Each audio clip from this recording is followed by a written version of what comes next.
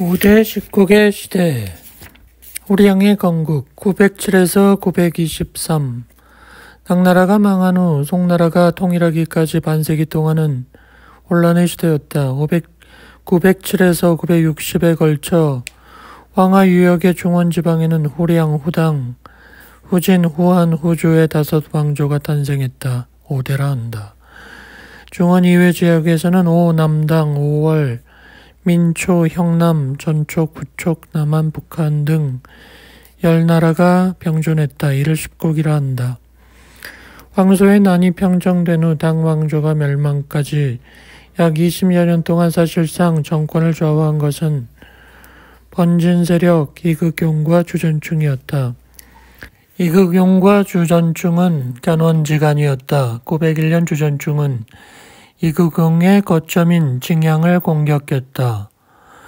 주전충은 점점 세력을 확장해 황제를 손안에 넣고 그의 위력을 과시했다. 황제 소종을 장안에 머무르게 하면 누군가 황제의 명을 빙자할까 두려워 수도를 낙양으로 옮기게 했다. 904년 4월의 일이다. 소종의 이 같은 이동은 종말이 다가온 당의 모습을 보여준다. 8월에 소종은 시해당했다. 소종을 시해한 주범 주전충은 소종의 빈소 앞에서 대성통곡하는 연극을 꾸몄다. 13세 어린 나이인 이축을 황제 예제로 세우고 907년에 예제를 협박하여 선양의 형식으로 황제 위에 오르고 양태조가 된다. 나라 이름을 양이라 하고 개봉에 도읍했다. 양나라도 남북조 시대에 양나라와 구별하기 위해 후량이라 부른다. 이때 주전충의 라이벌이었던 이극용은 주전충이 개봉해서 황제 자리에 오른 다음 해에 죽었다. 그때 이극용도 이미 진왕이라 일컬어지고 있었다. 이극용이 죽자 그의 아들 이존욱이 진왕의 자리를 이어받아 후량의 공격에 대비했다. 주전충이 왕이 될 때 그의 세력이 강대했으나 얼마 후 주전충의 세력은 약화하여 911년에 이르러는 진군이 후량군의 주력 부대를 대파했다. 다음에 양태조 주전충은 약화된 세력을 만회하기 위해 50만의 대군을 거느리고 북상하여 진군과 싸웠으나 전년의 싸움에서의 대패로 사기가 떨어진 후량의 군대는 다시 참패하였다. 진군이 공격해온다는 소문을 낸 진의 대군은 겨우 수백 명의 술라병이었다. 이 사실을 안 주전충은 땅을 치며 후회했다. 주전충은 패전병을 거느리고 낙양으로 패주하는 도중에 병에 걸려 이렇게 말했다. 내 자식들은 한 사람도 이극용의 아들 이존욱을 당할 자가 없다. 나는 죽을 것이지만 죽어도 뼈를 묻을 땅이 없을 것이다. 이 말은 적중했다. 당시에 절도사들은 많은 수양아들을 두는 풍습이 있었다. 주전충도 수양아들이 많았는데 그 중에서도 주문을 신뢰하여 사물을 맡겼다. 그것까진 좋았으나 주전충은 오색가로 며느리에게까지 손을 뻗치는 악평을 받았다.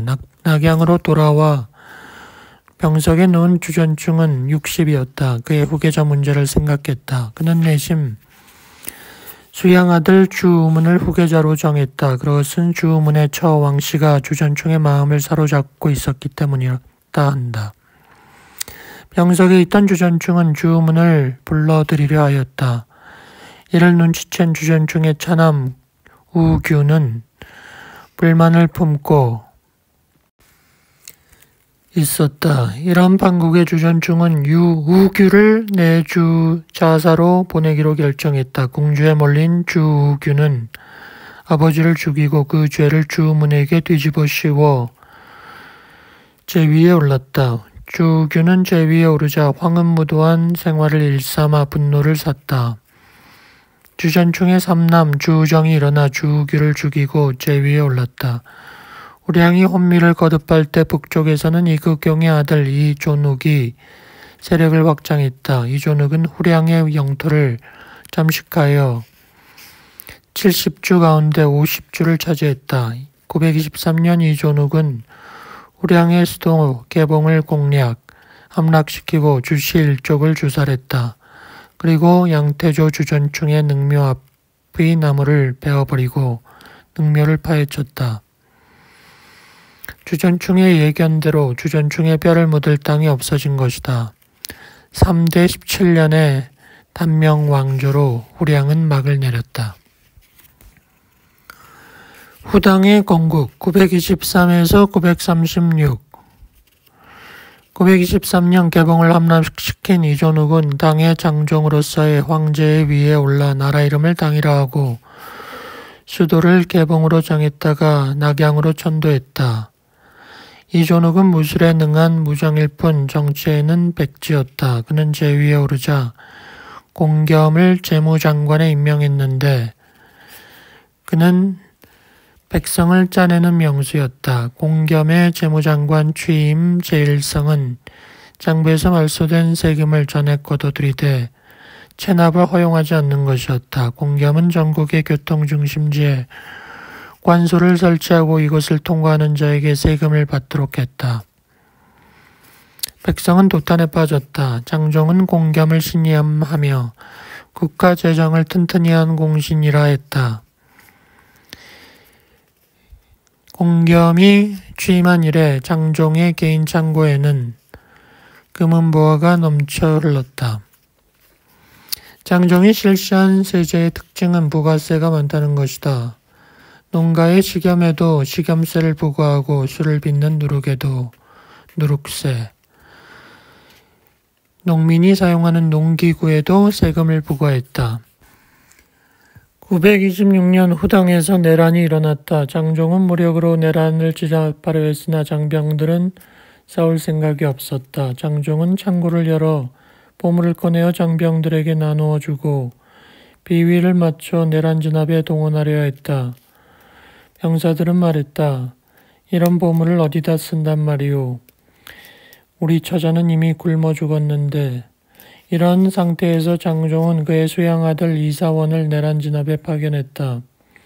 이사원은 60이 넘은 노인이었으나 장종의 신임이 두터웠다.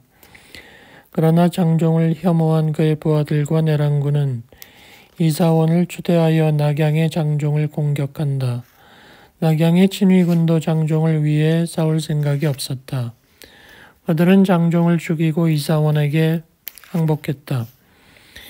이렇게 해서 이사원이 이존욱을 대신해 왕에 오르고 명종이 되었다. 명종이 즉위하자 한 일은 온갖 세금 짜내기 작전으로 백성들을 괴롭혔던 공겸의 죄상을 폭로하여 사형에 처하고 공겸의 법령을 폐지한 일이다. 명종은 사타족의 평민 출신으로 이 시대에 보기 드문 명군이었다. 그의 집정 7년 동안 개혁이 성공적으로 이루어졌다. 명종은 만년에 이르러 병석에 눕자 장병들에게 은상을 내렸다. 이것은 장병들에게 인색했기 때문에 반란이 일어났던 전례를 교훈으로 삼은 것이었으나 명종의 장병우대 정책은 군대를 교만하게 만들었다. 명종의 병세가 위독해지자 후계자 문제를 둘러싸고 싸움이 벌어졌다. 명종의 둘째 아들 이종령은 가장 유리했다. 이종령이 아버지 명종을 문병하고 후계자 문제를 확인하려 했으나 명종은 답을 주지 않았다. 얼마 후 궁중에서 곡성이 들려오자 이종령은 명종이 죽은 것으로 생각하고 궁중으로 들이닥쳤으나 명종은 살아있었다. 이종령은 모반죄로 죽음을 당했다. 이 소란 가운데 명종이 죽고 셋째 아들 이종후가 즉위하니 민제다. 후당의 제3대 민제의 지위도 안정되지 못했다. 그에겐 두 사람의 경쟁자가 있었다. 한 사람은 봉상절도사 이종가, 또 한 사람은 명종의 사위인 하동절도사 석경당이다. 민제는 이종가를 하동절도사로, 석경당을 성덕절도사로 이동시켜 그들의 근거지로부터 축출하려 했다. 그러자 이종가는 봉상에서 반란을 일으켰다. 민제는 대군을 동원해 토벌토록 하였는데 봉상에 다다르자 그들은 이종가를 토벌할 생각은 하지 않고 투항하여 상금을 받으려 했다. 이종가는 항복을 받아들이고 그들에게 재물을 주었다. 토항병을 포섭한 이종가는 낙양으로 역습을 가했다. 민제는 장병에게 상금을 주어 이종가를 방어토록 하였으나 이들 군대가 도중에서 토항했다. 934년 이종가는 민제를 죽이고 자신이 제위에 오르니 이 사람이 후당의 마지막 황제 피제이다.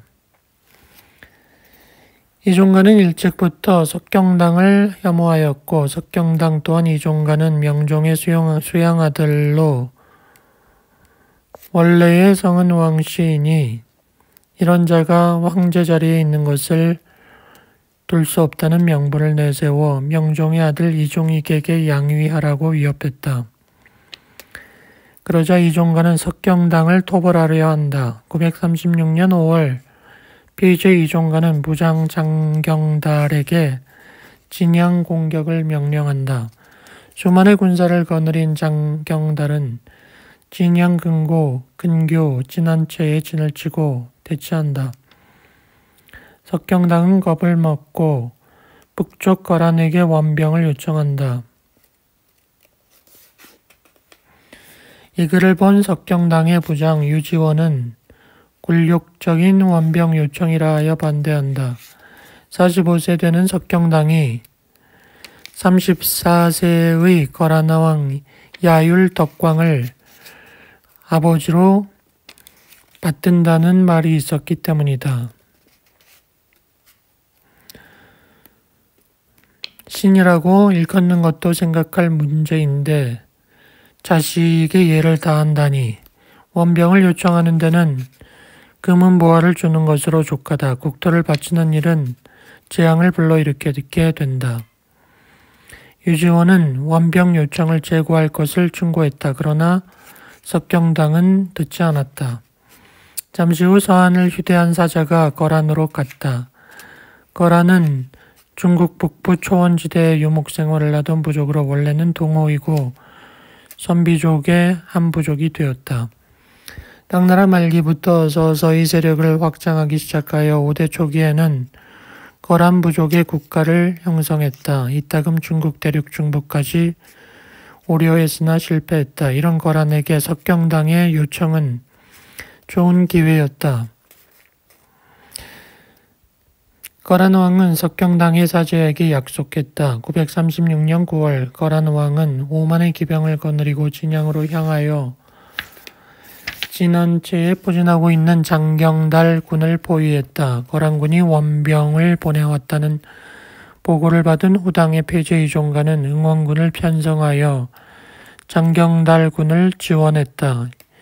일대는 중신 조연수가 거느려 거란군을 공격하기 위해 진양 남쪽으로부터 북상하였고 또 일대는 북평왕 조덕균이 거느려 유주에서 비호를 넘어 다시 서남쪽으로 진군해 거란군의 퇴로를 차단하려 했다. 조덕균은 조연수의 아버지다.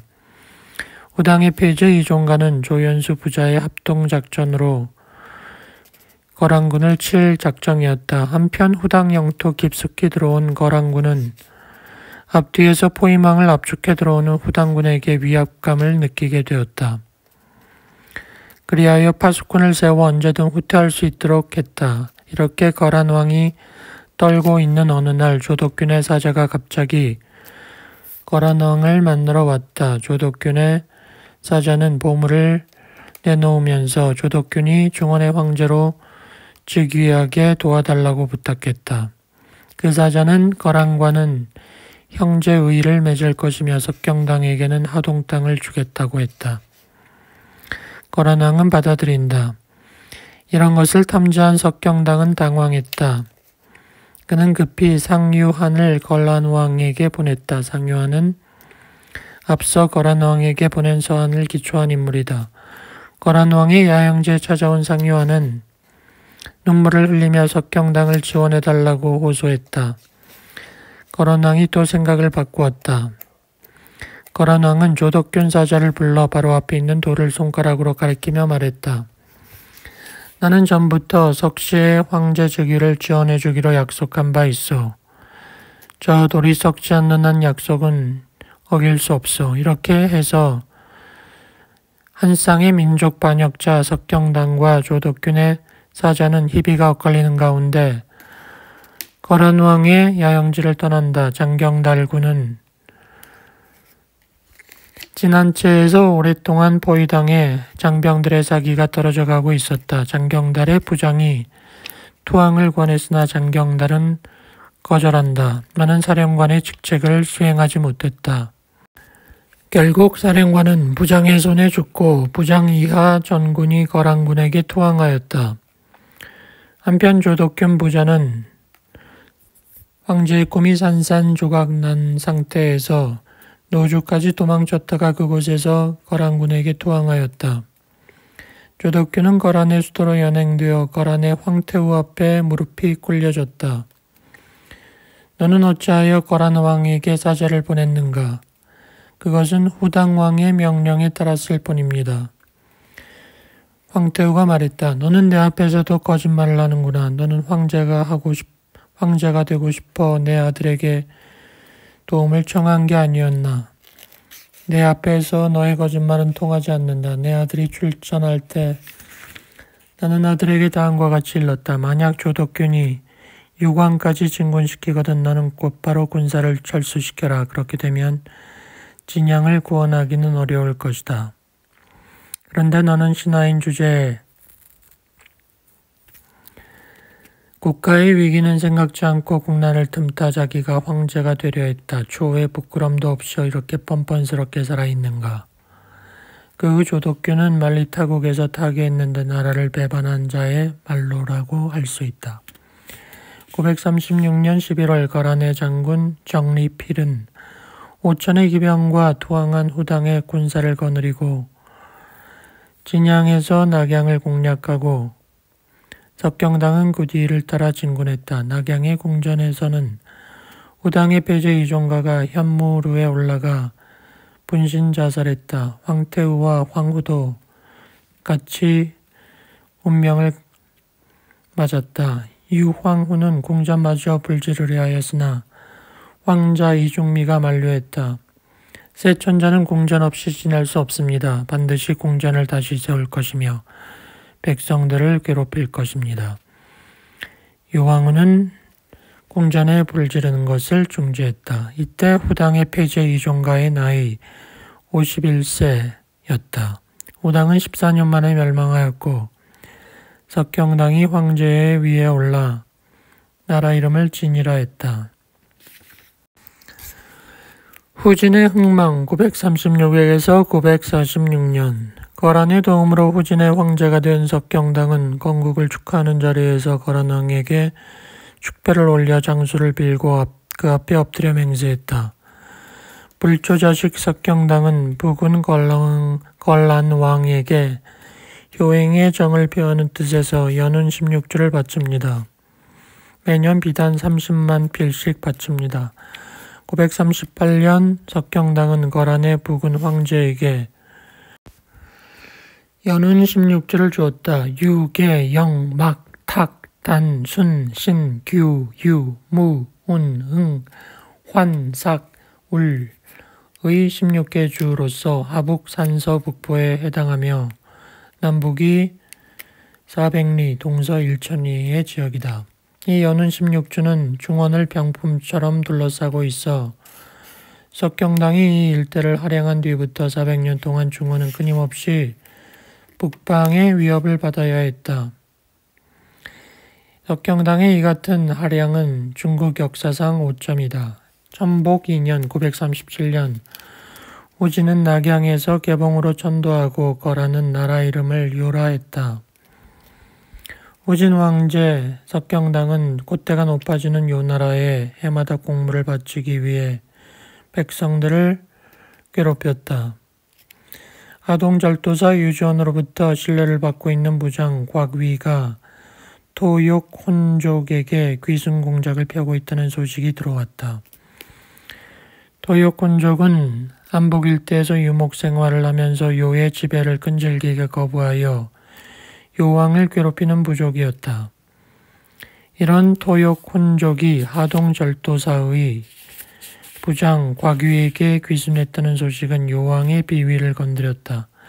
942년 요왕은 석경당에게 사신을 보내어 사건 경위 해명과 아울러 사죄를 요구했다. 석경당은 요왕의 심기를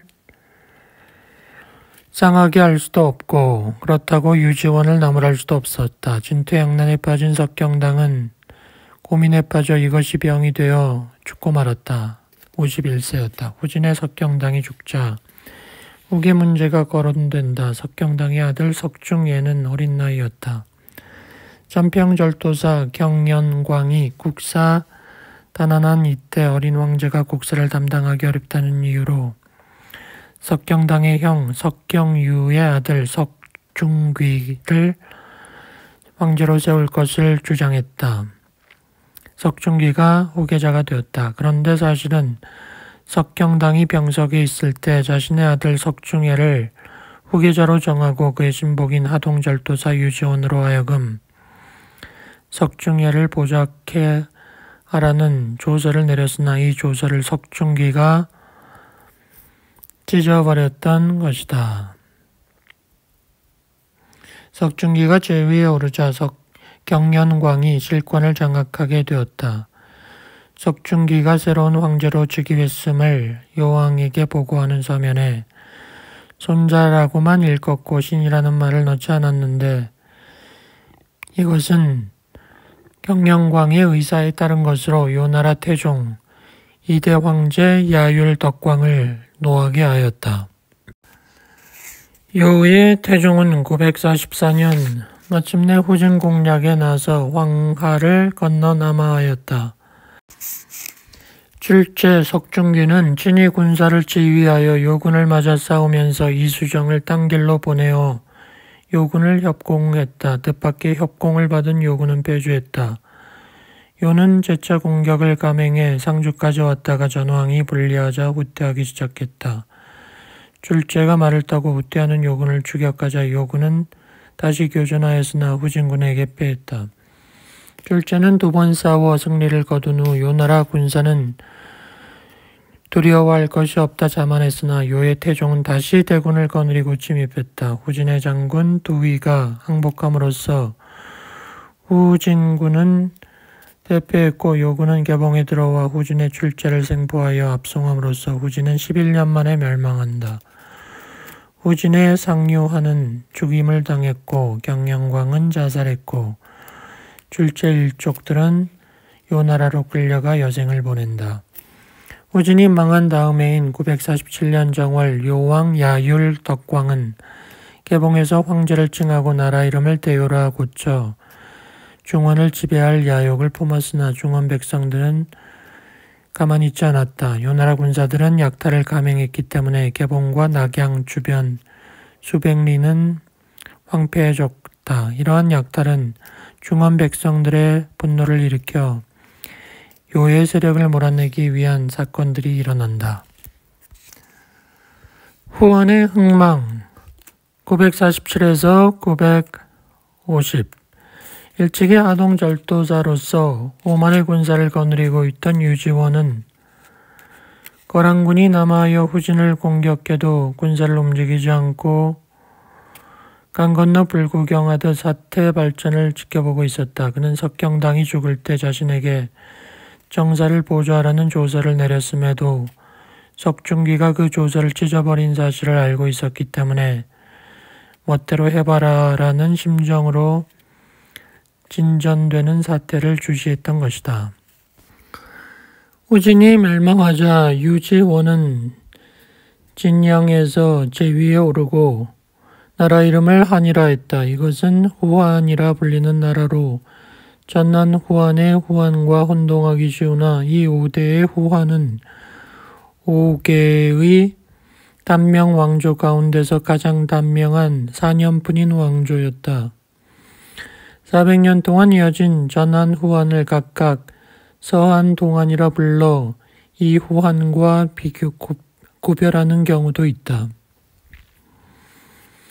요나라가 개봉을 함락시키자 유지원은 부하 왕준을 축하사절이라는 명목으로 개봉에 보내어 정보를 탐지했다.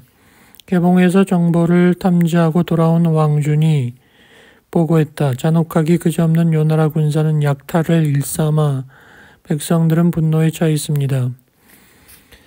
유지원은 군사를 출동시켜 요나라를 몰아내고자 했다. 요나라는 지금 한창 절정기에 있다. 앞으로는 내리막길에 처할 것이니 지금은 기다리자. 기회를 노리고 있던 유지원은 얼마 후 진양에서 남하하여 개봉 공략에 내섰다. 이 소문을 들은 요왕은 백관들을 거느리고 북쪽으로 철퇴하던 도중 난성에서 병사했다. 왕이 죽자 요나라 내부의 권력투쟁이 표면화되어 주위 나라의 움직임에 대해서는 신경 쓸 여유가 없게 되었다. 유지원은 승승장구해 진양에서 출동한 지 21일째에 낙양을 탈환하고 8일째에는 다시 개봉을 탈환했다. 이렇게 해서 황하 이남의 후진의 판도는 유지원의 지배하에 들어갔다. 유지원은 제위에 오른 지 10개월 만에 죽고 그의 아들 유승우가 은제로 뒤를 이었다. 이때 내분이 잇따라 일어나 정정은 불안했다. 장안, 봉상, 하중 등지에서 반란이 일어났지만 노장, 곽위가 평정했다. 은제는 곽위의 공을 치하하여 포상을 내리려 했으나 곽위는 그 공을 장병들에게 돌려야 한다며 사양했다.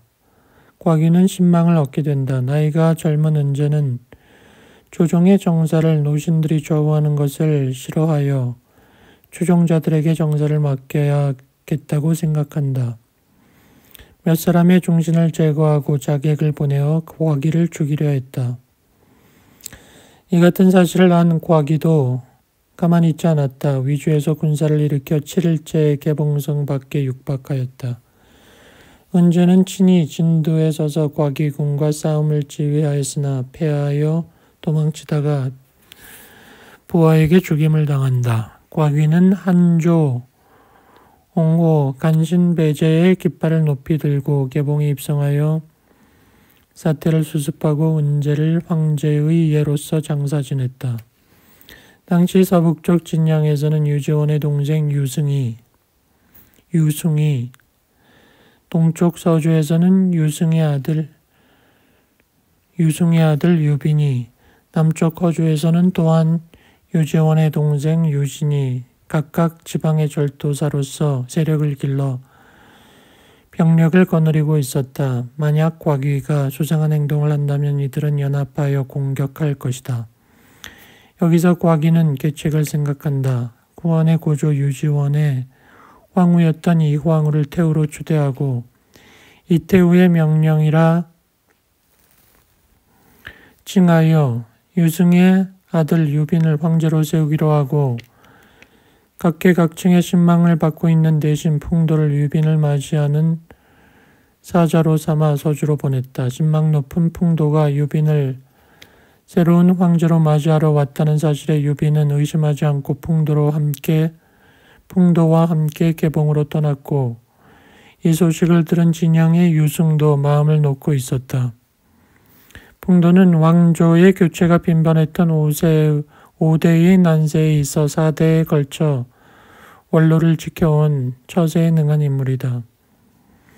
그는 후당에서 제상을 지내는 동안 2차례나 새 황제를 맞아들였고 후진에서도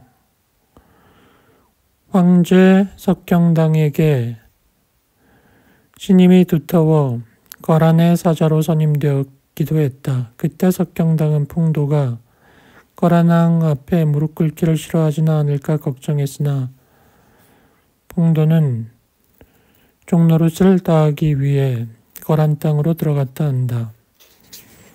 그 후 거란이 후진을 정복하자 풍도는 부랴부랴 거란왕 앞에 무릎을 꿇었다. 얼마 후 요의 황제가 된 거란왕은 너는 누구냐? 하고 물었을 때 재주도 없고 덕도 없는 늙은이라고 대답했다. 풍도는 이렇게 자신을 낮춤으로써 사람들의 호감을 사 태부의 지위까지 올랐다. 후한 때가 되자 풍도는 백관을 거느리고 새 황제 유지원을 맞아들여 태사가 되었고 후한 말기에는 뒤에 후주의 황제가 된 곽귀가 풍도의 덕망이라는 간판을 이용하여 유빈을 유인한 것이다. 풍도의 후는 장락루이고 장락루서라는 책을 집필했다. 이 책에서 풍도는 아침에는 진나라의 벼슬 하고 저녁에는 초나라의 벼슬 한다는 식으로 자기의 삶을 소개한다. 인생의 비극은 마음을 잃는 일이건만 풍도의 생애는 오로지 마음을 잃고 살아가는 방편의 전형이다. 그러나 오대 시대에는 풍도의 행위가 덕망으로 여겨졌다. 유빈을 유인해낸 풍도는 송주에 이르렀을 때 곽위가 전주에서 황제로 추대되어 개봉으로 돌아가 후주를 세웠다는 말을 들었다. 이때 유빈은 송구의 여관에 연금되어 있었는데 곽위의 즉위 소식을 듣고 풍도와 상의했다. 내가 의심을 갖지 않고 서주에서 나온 것은 30년의 노제상인 당신을 믿었기 때문이오. 근데 전주에서 곽위가 후주를 세웠다고 하니 어찌해야 하오. 풍도는 이런 일이 있을 것을 예상하고 있었으나 시치미를 떼고 있다가 유빈을 단두대로 보내버렸다. 그리고 자신은 개봉으로 돌아와 후주의 대사 재상이라는 자리에 올랐다. 이렇게 해서 유빈을 잃은 서주는 후주에 투항하고 유신이 자살한 허주도 귀순하였으며 오직 진양의 유승만이 진양에서 황제를 칭하고 나라 이름을 그대로 한이라 칭하니 역사상 북한이라 부른다.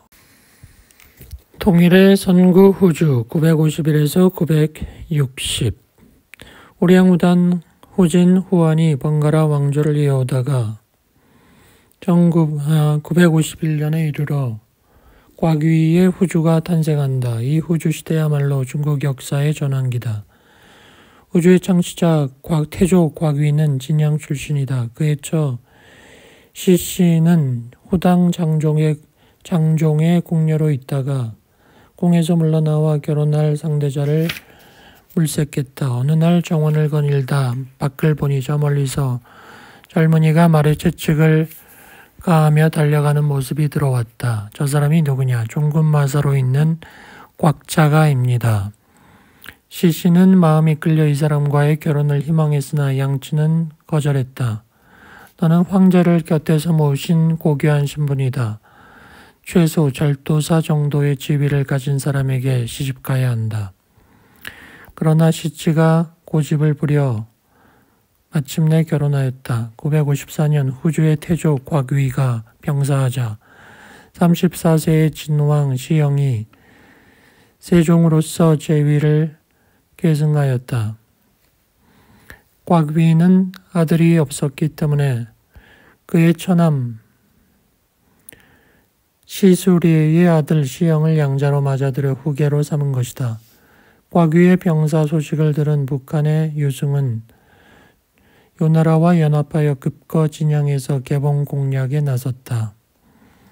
갓 즉위한 세종은 국상 중인데다 처리할 일이 많았으나 북한의 도전에 응전했다. 세종은 친히 진두 지휘에 나서 북한과 싸웠으나 조정 중신들의 대부분이 반대했다. 이때 또 예의 풍도가 튀어나와 만류했다. 풍도는 73세였고 태사의 자리에 있었다. 풍도는 중대 결정을 내릴 때에는 애매한 태도를 취해 확실한 주장을 내세우지 않았으나 이때만은 강력히 반대했다. 당태종께서도 친히 전선에 나가 전하를 평정하지 않았던가. 폐하께서 과연 당태종과 같습니까? 짐의 군사를 보고 유승 따위는 우리 군사 앞에서 아무것도 아니오. 폐하의 힘이 과연 산과 같을지 아직 모릅니다. 전과는 달리 풍도가 이렇게 확실한 태도를 취한 데는 이유가 있었다. 문무백관 가운데 강화를 주장하는 파가 우세하였기 때문에 이에 영합하기 위해서였다. 그러나 세종은 삼군의 선두에 서서 황하를 건너 고평에서 북한군을 맞아 싸웠다. 우주의 좌구는 서군에, 우구는 동쪽에 포진하고 정예구는 중앙에 포진했다. 우주의 장병들은 숫자적으로 우세한 북한군을 두려워하는 자가 많았으나 세종은 용감했다. 유승은 후주군의 병력이 적은 것을 보고 기병으로 후주의 우군을 돌격하였다. 후주의 우군을 막고 있던 번해능 하휘 두 장군은 두려워하여 도망침으로써 우군은 괴멸했다.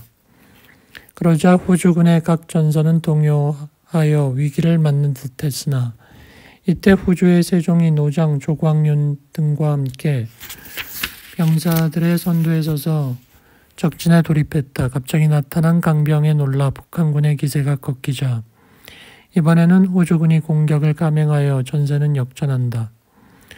승세를 탄 후주군 앞에 유승과 연합했던 요나라 군사도 손을 쓰지 못한다. 고평에서의 후주군의 대승은 풍도의 예상을 뒤엎어 놓은 일이다. 그 후 풍도는 자신을 잃었고 병사함으로써 지주없는 일생을 마쳤다. 북한을 물리치는 데 성공한 세종은 자신을 얻어 천하통일의 꿈을 가진다. 세종은 30년간 군림할 설계도를 그리고 있었다. 처음 10년은 천하를 평정하고 다음 10년은 백성들의 생활을 정비하고 마지막 10년은 나라를 부강하게 한다는 것이다. 세종의 전략의 골자는 쉬운 것은 먼저, 어려운 것은 나중에, 그리고 남쪽을 먼저, 북쪽은 나중에이다. 그리고 국내적으로는 내정의 충실, 군기의 엄정, 현인의 등용을 추진함으로써 평정의 토대를 구축하는 것이다. 세종은 서부 토벌에 나서 진봉, 성괴 등 사주를 차지한다. 남당을 공략하여 양자강 사류, 하류, 14주를 확보하였다. 이렇듯 후주의 존재는 각 지방에 할거하는 지방정권의 위협이 되었다. 남당의 왕제는 남경에서 남창으로 천도하려 하였고 남한의 황제도 전도를 비관하여 멸망할 날만을 기다렸다. 북한의 유승도 불안했다. 이 무렵 요나라에서는 수왕이 집장하고 있었는데 국력이 쇠퇴해지고 있었다. 이것을 분석한 세종은 후진의 석경당이 거란에게 넘겨주었던 연운 16주를 탈환하고자 959년 북벌에 나섰다. 북상하는 후주의 군대 앞에 대적하는 자가 없었다. 후주군이 하북성 대청하에 도착하자 하남의 영주가 귀순했고 하북의 와교관, 익진관, 유주관, 삼관이 투항했다. 후주는 피 흘리지 않고 하남 하북의 삼주 삼관을 탈환한 것이다. 요나라는 급히 북한의 유승에게 사자를 보내 후주군의 후방을 공격하라 했다. 후주의 세종은 북진을 주장하였으나 측근의 부장들은 위험하다고 하여 일단 공격을 멈추고 있었다. 이때 세종이 병에 걸려 군대를 철수시키게 된다. 세종은 병상에서 자기가 죽은 후에 여러 일을 지시한 후 39세에 타계했다. 아들 시종훈이 계승하니 이가 공제이다. 나이 겨우 7세였다. 그로부터 반년 후 친위군의 통수 조광윤이 남침해오는 요나라 군사를 맞아 싸우기 위해 군사를 거느리고 북상하던 도중 진교역에 이르렀을 때 장군들은 조광윤을 황제로 옹립하여 개봉으로 돌아와 후주의 공제로부터 선양을 받아 송왕조를 세운다. 이렇게 해서 5대의 최후의 왕조였던 후주는 960년에 3대 10년으로 멸망한다. 후주의 세종은 천하 통일의 의지에 불타 그의 실현에 노력하였으나 거대한 사업의 완성을 보지 못한다. 그러나 역사는 후주를 하나의 전환점으로 하여 통일의 물결로 흘러간다. 십국의 흥망, 십국이란 오, 남당, 전촉, 후촉, 남한, 초, 오월, 민, 형남, 북한을 말한다. 이 가운데 북한에 대한 역사는 이미 말했고 중원 이외의 지역에 십국이 일시에 병존한 것은 아니고 오가 멸망하여 남당이 오를 대신했고 전촉이 멸망하여 후촉이 뒤를 잇는 관계에 있었다. 이들 10국이 각지에 할거하여 황제나 왕을 일컬은 것은 오대와 마찬가지였고 대부분이 절도사 출신이다. 우나라는 회남 절도사 양행밀이 지배한 지역으로 양행밀이 죽기 전까지는 후당의 제도를 답습했다. 양행밀은 후당 왕조로부터 오왕에 봉해졌으나 병권은 어느 사이에 그의 부장 서온과 장경에게 넘어갔다. 양행밀이 죽은 후 그의 동생들이 뒤를 이었으나 실권은 서온에게 있었다. 얼마 후 서온은 라이벌인 장경을 죽이고 그의 독재 체제를 만든다. 서온은 오왕에게 황제를 칭할 것을 권했다. 양씨를 일단 황제로 만들어 놓고 그의 선양을 받아 자기가 황제가 되겠다는 것이었다. 오왕이 황제를 칭한 것은 우당 명종의 천성 2년 927년으로 당시 오의 황제는 양부였다. 그렇지만 서온은 오왕 양부가 황제로 칭하기 전에 죽었기 때문에 황제가 되지는 못했다. 그로부터 10년 후인 937년 서온의 양자 서지고가 오의 예제 양부로부터 선양을 받아 남당의 황제가 된다. 남당은 경제대국으로 두각을 보인다. 북으로는 중원 왕조, 동으로는 오월, 서로는 초와 형남, 남으로는 민, 남한 등과 경계를 접하는 것이 약점이었다.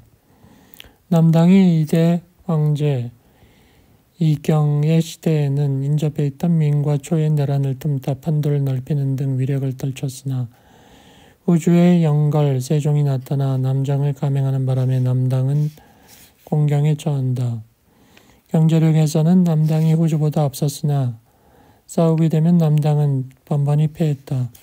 958년 후주의 세종이 친정에 나서 양주까지 남하하자 남당은 강북 14주를 후주에게 바치고 또한 황제의 칭호를 버리고 국주의 호칭을 사용한다는 조건으로 강화한다. 다음 해에 후주의 세종은 죽었지만 조광윤이 선양을 받들어 송왕조를 세우자 남당은 송왕조에게 조공을 바친다. 송의 태조 조광윤이 즉위한 다음 해 남당의 국주 이경이 죽고 태자 이욱이 국주가 된다. 이욱은 남당의 후주로 일컬어지는 인물로 그가 재위하는 동안 송의 태조 조광윤은 형남을 멸망시키고 후촉과 남한도 멸망시켰다.